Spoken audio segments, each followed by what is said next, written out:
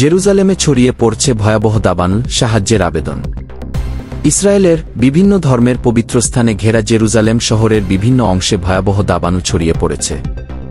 আগুন নেভাতে সাহায্যের জন্য গ্রিস, সাইপ্রাস, ইতালি এবং ক্রোয়েশিয়ার কাছে আবেদন জানিয়েছে ইসরায়েল। স্থানীয় সংবাদ মাধ্যমের তথ্য অনুসারে বুধবার 30 এপ্রিল শহরের নেবে শালোম, বেকোয়া, তাউজ, মেবো হোরন, মিশমার আয়ালন এবং নাচশন এলাকাগুলো খালি করা হয়েছিল। হাইওয়েতে বহু যানবাহন আটকা পড়েছিল। চালকরা তাদের গাড়ি ছেড়ে পায়ে হেঁটে পালিয়ে যেতে বাধ্য হয়। ধোঁয়ায় শ্বাসকষ্টের জন্য এখন পর্যন্ত 8 জনকে হাসপাতালে ভর্তি করা হয়েছে। পুলিশ এক বিবৃতিতে জানিয়েছে, উচ্চ তাপমাত্রা এবং তীব্র বাতাসের কারণে বনাঞ্চলে আগুন দ্রুত ছড়িয়ে পড়েছে। 5টি এলাকা থেকে লোকজনকে ইতোমধ্যে সরিয়ে নেওয়া হয়েছে।